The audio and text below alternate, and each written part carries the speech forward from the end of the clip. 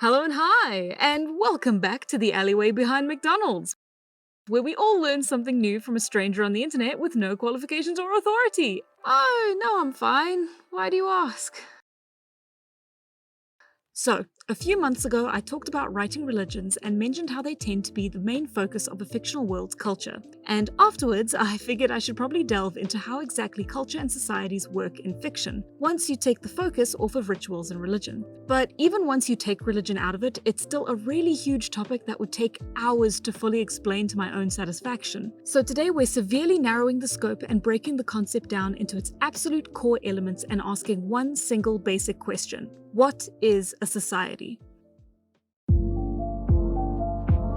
So, first things first, what's the difference between a society and a culture?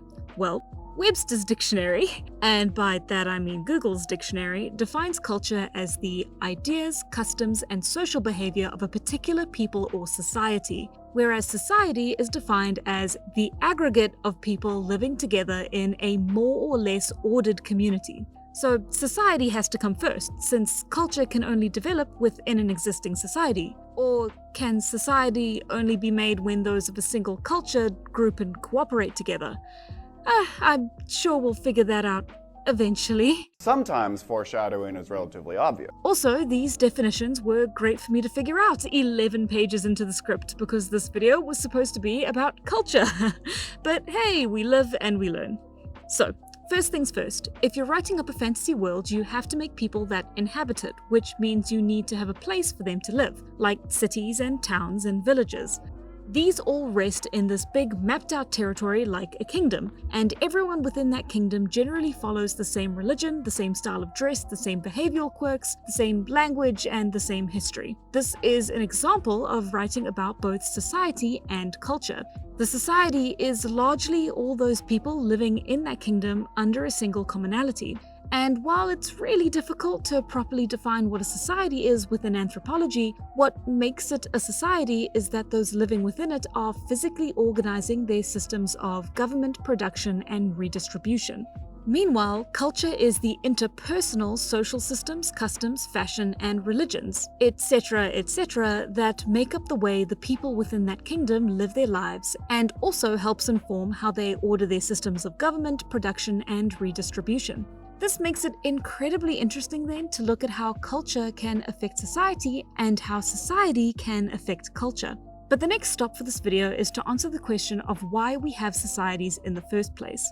Why don't humans just all live in their own cabins in the woods, raising children as single parents and sustaining themselves with nuts and berries and the odd squirrel? Okay, there are some people like that, but why isn't everyone like that? Well, that's because humans are, both through classification and our own internal logic, social animals. We need the presence of other people throughout our lives, regardless of how introverted you and I might be. The reason I can stand here and say this with absolute certainty is because Vincent told me so. And also because of several old and awful experiments made by some people maybe best forgotten to history, but for the sake of informing you, and only you specifically, were performed by the Holy Roman Emperor Frederick II, according to legends and chroniclers of the time, and the bad guys of World War II. These experiments involved infants being cared for in every way except socially, and resulted in developmental issues, learning handicaps, and far too often in death, purely from a lack of social engagement when they were perfectly well cared for in every other way.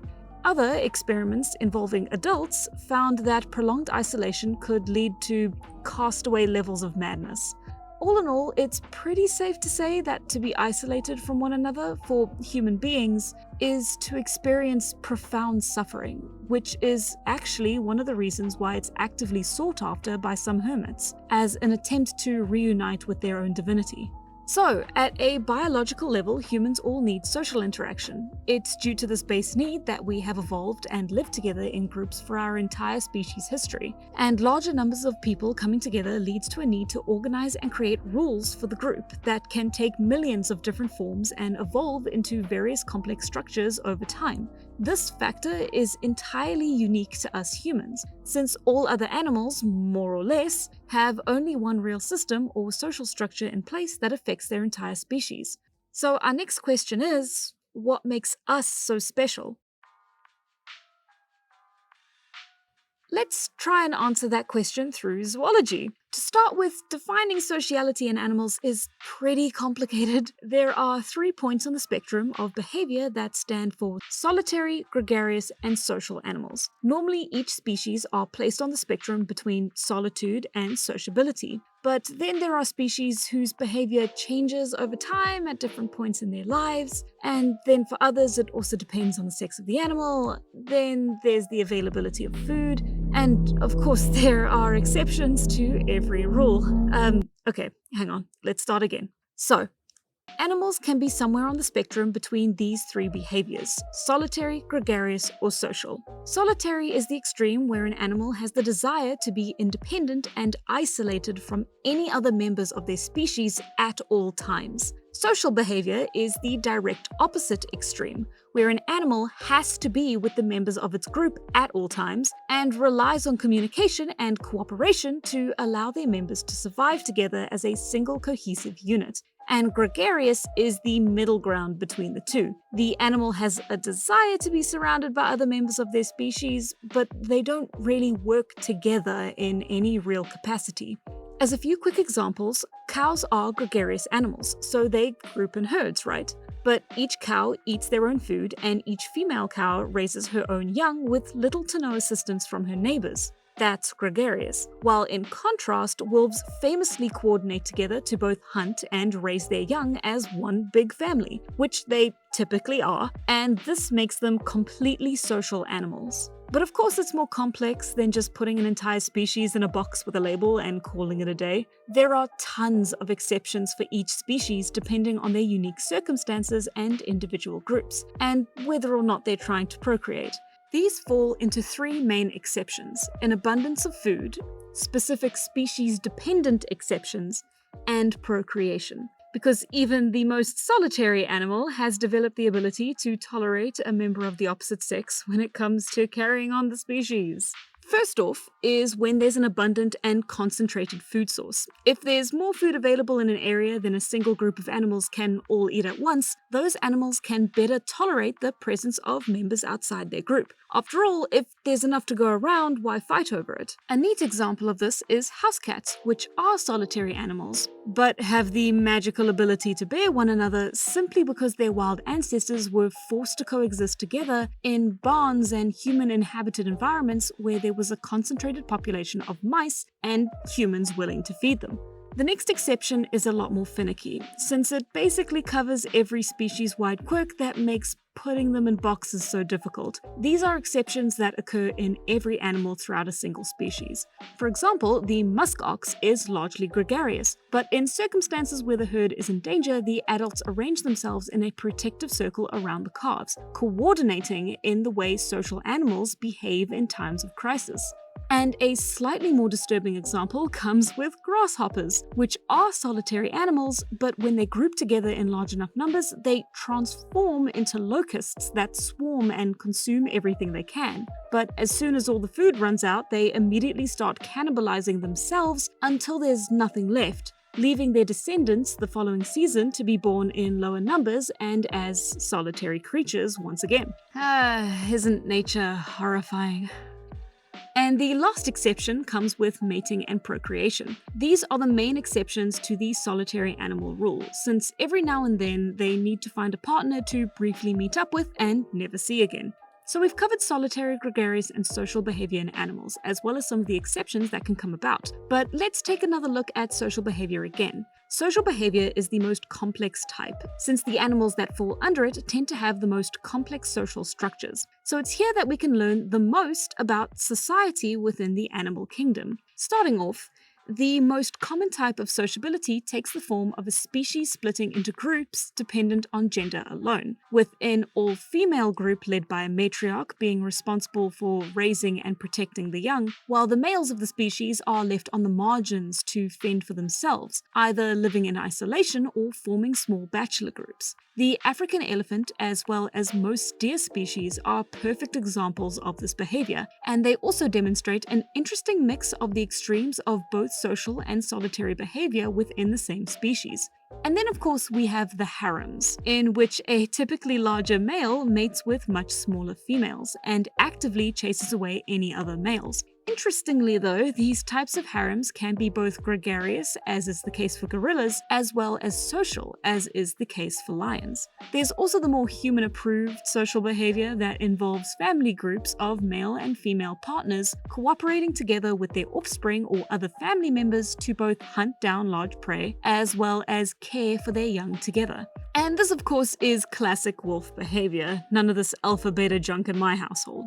And lastly, we have the more extreme cases of animal behavior, such as eusocial animals, in which we have a single reproductive female within a group that cooperates together so well that they're not so much individuals as they are a single organism. You've probably already guessed that eusociality covers insects such as bees, ants, and termites. But fun fact, the hairless mole rat also follows this behavior, with the small exception that their colonies are made up of both males and females instead of only sterile females and the queen. Where were we going with this again? Oh, right, humans. As you can see, nature is a strange, tangled mix of ways to approach food and reproduction that seems to dictate the natural world structure. But after going over this pretty simplified view of animal behavior, let's get a little more focused and ask, exactly where do humans fit into all this natural chaos? This question is complicated for a lot of reasons, not to mention controversial and potentially problematic. It brings up a lot of difficult subjects, from how we look at gender and human relationships to how those divides and pairings should, quote-unquote, work for our species, which has famously never been a controversial topic at all, ever. So let's hold off on that for a moment and look briefly at our closest relatives, chimpanzees and bonobos, for a better idea of how they work. What social groups do they fall into? It's a binge, you know, a rampage, a bender, a carousel, a circus, a bacchanalia? Unlike gorillas, chimpanzees and especially bonobos have a promiscuous society in which males and females mate with whoever they want whenever they want to, not just for reproductive purposes but also for recreation and stress relief. It's a hippie commune. This means that the group doesn't really have a rigid hierarchy within it, but also means they don't always have a lot of collaboration either. For most of their lives, foods are easy to source on their own, and children are more or less just raised by their mothers until maturity. But they have been known to show forms of complex cooperation and strategizing, for example, when hunting small animals. So if they don't cooperate in those instances, that would make them gregarious, right? But then they also are able to cooperate, so that would make them social. Nope. Individual members within the group have complex and still not entirely clear ways of interacting with one another. They share food with other members and have been recorded collaborating as a unit in times of need or for the sake of necessity, even to clash with outside groups of the same species. Are things starting to look familiar? But of course, we don't all live in hippie communes, unfortunately. So how do we work? Looking at the structure of the male reproductive system, because this is a writing video and that's something that was imperative to writing world building, we can say that as a species, we are mostly monogamous with promiscuous tendencies, or to put it another way, we're Bill Clinton monogamous. Moving on, this means that in general, humans form pair bonds and raise our offspring together. But at the same time, we are part of a larger group made up of other pairs of people, often related, with who we collaborate with to protect our offspring, hunt, and sometimes do a Bill Clinton with. In short, we haven't really moved that far from the chimpanzee model of behavior. But what small differences between them and us there are make all the difference in the world. So let's move on to our next subject. Despite our similarities to chimps, humans are of course not chimps.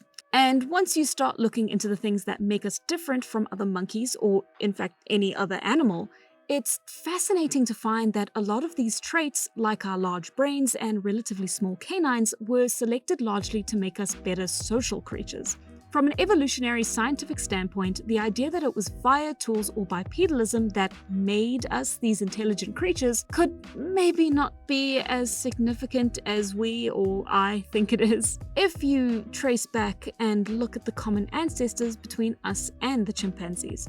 But this isn't the most set-in-stone science we've ever covered. And so moving forwards, I need to stress that in broad terms, what I'm saying is what I and evolutionary anthropology believe to be true, but there are tons of little caveats along the way that we just won't be able to cover for the sake of time and streamlining. Sounds good? Okay.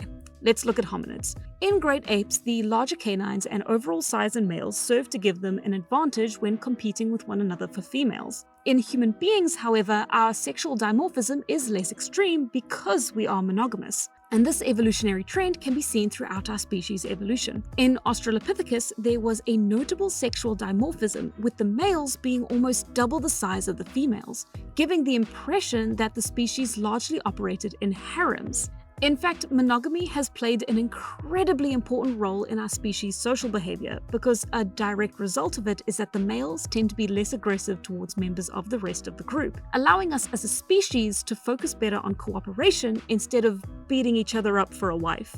But as much as human biology has been changed through evolution, humans themselves have been changing their own biology for generations in order to become less aggressive towards members of our own groups. Similar in how we bred domesticated animals by selecting pedomorphic tendencies. If that term isn't familiar to you, pedomorphic traits are traits that we're supposed to grow out of in adulthood. However, when we bred aggression out of domestic animals, it resulted in these pedomorphic or infantile traits lasting into adulthood. Primarily the traits that, go figure, lessen aggression. In almost the exact same way, our large brains in proportion with our facial bone structure, larger eyes, and lack of body hair are secondary pedomorphic traits that emerged as we evolved to become more docile within our groups, sowing the seeds that made us who we are today.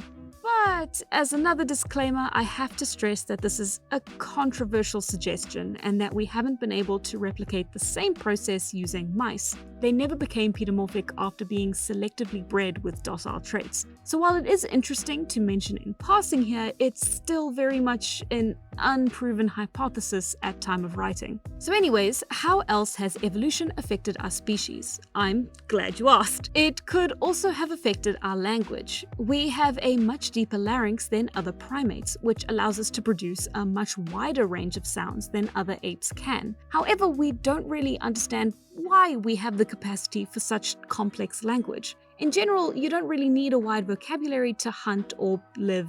In fact, speaking out loud while hunting is a really stupid thing to do, so it was probably needed for another reason. Some suggest that the communication was for non-violent courtship, serenading companions, or in order to organize and promote a non-violent hierarchy within the group, allowing leaders to be picked based on their ability to communicate rather than just through raw strength and physical power. So we can sum the section up with the conclusion that not only are humans definitely social animals through and through, but that it was also social behavior itself that made us human. We've covered animal societies in general, narrowed the scope to look at primate societies, and discussed how our evolution and physical characteristics could give us an idea of how we were potentially designed to live. All of this is in pursuit of finding out why we as people need to form groups and societies.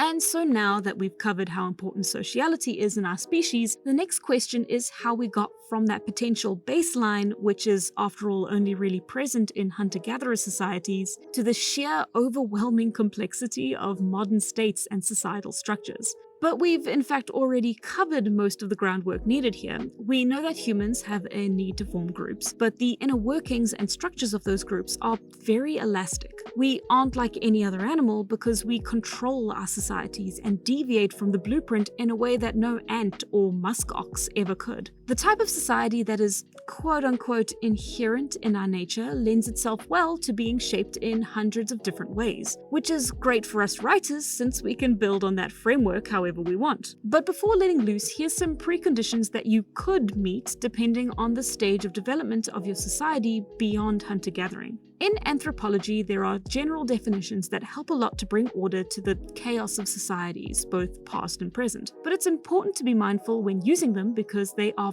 very broad definitions that loosely frame a society rather than describe its strict boundaries. For example, just because two societies can be classified as segmental societies doesn't mean they're exactly the same in even most ways, just that they share some common denominators. And since we're writing about organic societal constructs, there is a decent amount of wiggle room between the definitions and what you want to write. But it's important to know those definitions first before we go breaking them. First off, we have the classic band of hunter-gatherers. This is the basis of human societies, both the oldest and the one that has existed the longest. A band is an association of nuclear families who may not live together all the time and may also have relations with other bands through marriages. Generally, there is a loose line of descent within the band, although new blood from others is always welcome and exchanged in order to avoid a Habsburg situation. Composite groups also exist under this classification, which are multiple bands that have coalesced together into a single massive group. But this type of band is formed only in the event of strong environmental stresses or emergencies. Generally, a band consists of no more than a few dozen individuals. These societies do not typically have any kind of official leadership, only temporary leaders who are picked purely through competence in their specific field. I.e., the best hunter in the band will be able to arrange and manage a hunting party, but when they return home, they'll still be an equal in the eyes of the community. Next is segmentary societies. Segmentary societies are rather aptly named, as they are a series of smaller groups or segments that are completely self-regulating and autonomous all on their own, but are joined together under a single umbrella due to the similarities between one another, such as sharing family ties, similar ideologies, or participate together in ceremonial or warlike activities. This structure is also typically egalitarian, with no one or more groups ruling over the others, resulting in communities that tend to organically gravitate towards one another in location with no real official borders among their territories. This in turn creates societies that are more insular and limited in how far they can extend past a certain size. However, these societies do tend to have heads of families or chosen speakers that can represent each segment, which is the closest that they have to leaders. But ultimately, these representatives are again seen as equals within their community. Then we have the chiefdoms. Chiefdoms are different to segmental societies in a few key ways. One is that there is a specialization of production on both an artisanal and primary level. This is where we start seeing set roles and jobs for different people, such as farmer and fisher and even hunter if the environment's right. But these different roles are only possible due to the group's ability to distribute whatever each person brings into their community equally. And the matter of organizing and distributing goods amongst an entire society requires a central governing force, for example, a chief who has a role and a superior status to the other members of the society. This is the second key difference, having a leader who has authority and control unlike the first two societies. This idea of superiority then extends to the rest of the community, and we can start to see a lot of similarities to feudalism and the roles of kings and queens. But fun fact, although in various Romano-British kingdoms the leaders are called kings and queens, their roles within their society are much more like that of a chiefdom. It's just recognizing the difference between what people like to call themselves and what their structure actually looks like. Finally, there is the state, in which the central power has stepped it up a notch and has gained a monopoly on the people under their rule and their use of force. And now, although kinship with the ruler remains important, it's no longer fundamental to the system, since the leader can now pretty much do whatever they want forever. Who's going to stop them? The powerless rubes living under them? The logic between the purpose of a leader and the reason they're even in power at all has now been largely abstracted, allowing the leader to rule more permanently than ever before and expand their state far beyond the reach of a chiefdom. Now, I get that the way that this summary of these four structures has been ordered might give you the idea that they operate like evolutions, like a chiefdom levels up into a state. But that's not the case at all. Societies are complex things, because neither people nor societies are Pokemon, go figure. Societies are complex things that are continually shifting and changing and growing, and it's not a foregone conclusion that they'll all move in a single direction towards feudalism and a state structure. In fact, the chiefdom stage is often so volatile, it's more likely for it to settle back into a segmental society than to progress into a state. The Terramara culture is a great example of this. Oh god, I hope I pronounced that right. Having undergone truly remarkable development and forming a fascinating culture as a chiefdom, but then disintegrating away at the end of the Bronze Age instead of forming states. Or the Pueblo civilization in North America that founded breathtaking settlements in their time in the north, but collapsed before forming states as their environment changed. It's really tricky in archaeology to determine things like political or cultural organization, so a good rule of thumb to roughly estimate what stage a culture is at is to examine the settlements left behind. A hunter-gatherer band leaves behind minuscule and rare remains of very small settlements, while segmental societies are made of small villages spread uniformly over a localized area. A chiefdom is similar, but with a larger settlement within the territory that typically operated as a hub for trade, religion, and assorted centers. Finally, for states, you can find a great number of major and minor settlements, with a full-blown city at its heart that serves as the base of operations for governing the territory. But of course, as always, there are a number of exceptions to these rules. To reference the Terramara civilization again, when they changed from a segmental society to a chiefdom, there was a notable shrinking of inhabited areas, which led researchers to think that there was a decline in this stage when instead the production process of the entire society was just being reorganized, with the centers of the population becoming more dense as people left the smaller villages to join the new cities.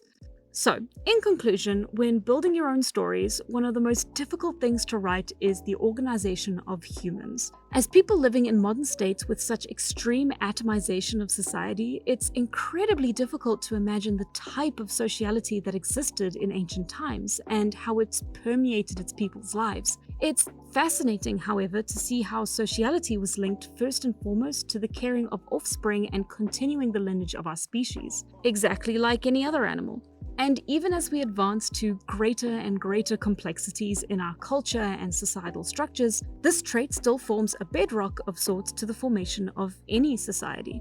Okay, so in all honesty, this video was supposed to be about two things: what culture is and my approach to writing it. But the topic got a little away from us, so instead this video focused entirely on defining society.